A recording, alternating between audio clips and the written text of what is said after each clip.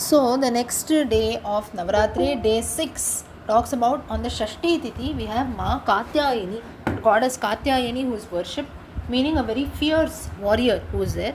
Now Katyayani Mahamaye, Katyayani is that goddess. Today when we talk about Bhagavan Krishna, the Gopikas, the Rasa Leela, the Gopikas have prayed to goddess Katyayani. Only then they could get the grace of Krishna. So therefore, if we have to get the grace of Bhagavan Krishna or any other Lord also, even Krishna was the one. There is a Durga Stuti who is composed by Arjuna. So Arjuna is also composed during the Mahabharata Yuddham. With the guidance of Krishna, Arjuna had to pray to goddess Durga to attain victory. Similarly, in the Ramayana references also, you have lot of stutis made to the goddess. So without the grace of goddess, we will not even have the concept of Gopikas, Rasa Leela, Krishna's love that he had towards the Gopikas. All of them have said to have worshipped Katyayani, and only then they could even attain the grace of Krishna. So therefore, this is the significance of goddess Katyayani. She was born to sage Katyayana. That's how she gets the name Katyayani. She rides a lion. She is a destroyer of arrogance that is there. Now many of us will not know anything, but we have a lot of arrogance, right? So she is the one who destroys this arrogance, and especially in relationships, marriage also, to bless with all good things, blessings, her worship is done. The blessing she invokes this way. Moreover, lot of courage, always taking the right decision, doing the right action. Katyayani Devi blesses in all such things. The Nevidyam for Katyayani is honey, madhu, that is offered, especially for sweetness and for to build in strong relationships. That is the purpose, especially of worshipping goddess Katyayani. The mantra is Om Devi Katyayanyai Namaha. On the Saptami Tithi, we have Ma Kalaratri, who is worshipped, the night of death, it is said. Kalaratri, dark complexion, flowing hair. Ma Kalaratri is like a form of goddess Mahakali, a very fierce form of the goddess. She removes all kinds of fears that are there, all kinds of negative energies, a demonic energy, Asuri Shakti that is there inside all of us. Reference goes to the Daivasura Sampad Vibhaga Yoga, wherein the chapter 16 of the Gita, wherein all of us have good qualities as well as bad qualities. So at times we are divine, at times we can even have demonic qualities. So depending on the situation we change, right? But all these demonic Asuri Shakti should always go from us. Good qualities should only be there, Sattva Bhavam should only be there. So that's the reason you have Ma Katyayani, Ma Kalaratri, who is worshipped. Though she has a very, you can say, a very dangerous or a very terrifying appearance, she is the one who is said to bestow calmness also and security to those who offer bhakti to her. You have jaggery, gul, that is vellam, that is offered as nevidyam, or any sweet which is made using jaggery. She is said to remove all kinds of sorrows, all kinds of dukkham that is there. And the mantra is Om Devi Kalaratriyai Namaha. Next, Ashtami Tithi Mahagauri is worshipped. Mahagauri is one who is very radiant, very bright also. As the moon, she is as cool as a moon, very forgiving, has a forgiving nature, said to denote purity and so on. She rides a bull, she has a damaru, she is like Shiva also, because she is Mahagauri, she has a Trishulam.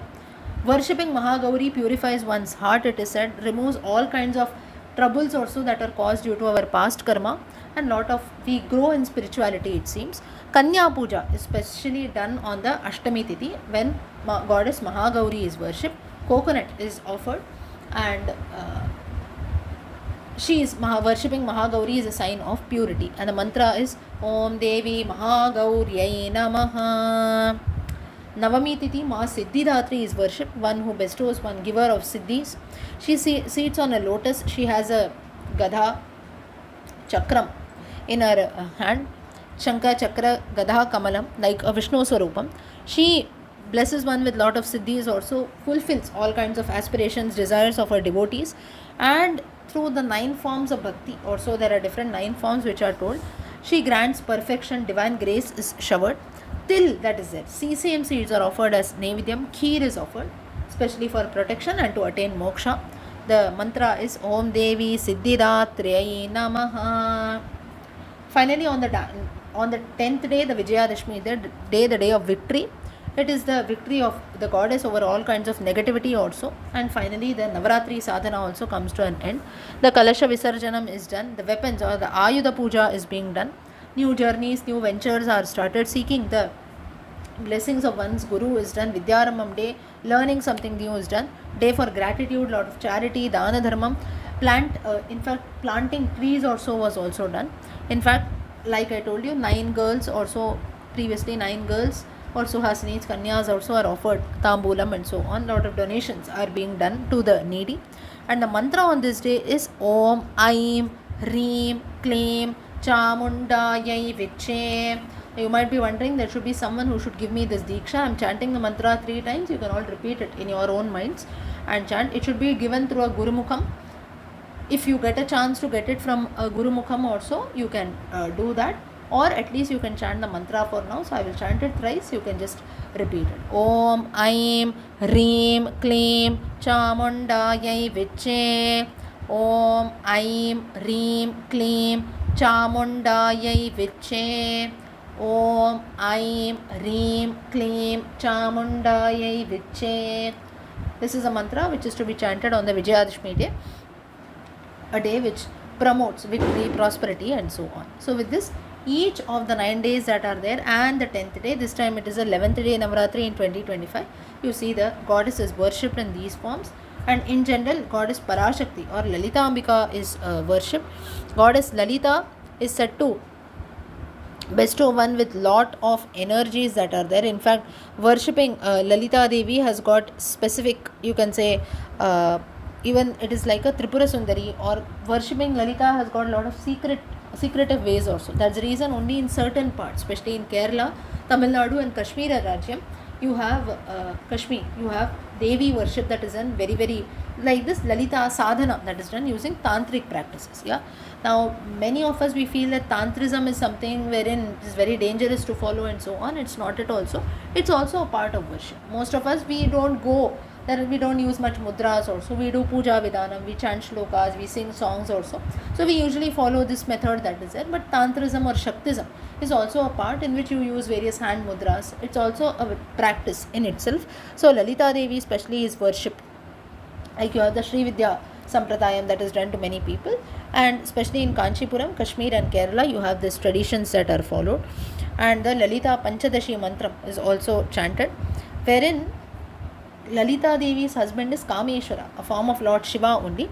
But this Kameshwara is her own Purusha aspect, it seems. Like Lalita Ambika is in the goddess form, Kameshwara is in Lalita Ambika's Purusha form only. So that's how it is said. So wherein you have the Kameshwara is a form of Lalita Ambika only in the form of masculine energy. That's how it is said. Moreover, Lalita Devi's chariot that is there is pulled by 4 elephants, which actually represent the 4 Vedas. So therefore, Lalita Ambika or chanting the Lalita Sahasranama is considered very, very auspicious, especially during this Navratri Tithi. Apart from this, there are 15 Nityas that are told, which come out from the body of Lalita Ambika. They are nothing but different hormonal phases that are there in a woman's body, and these are actually linked to the different phases of the moon that are there, and that's how it has also got a lot of relation with the reproductive cycle and so on.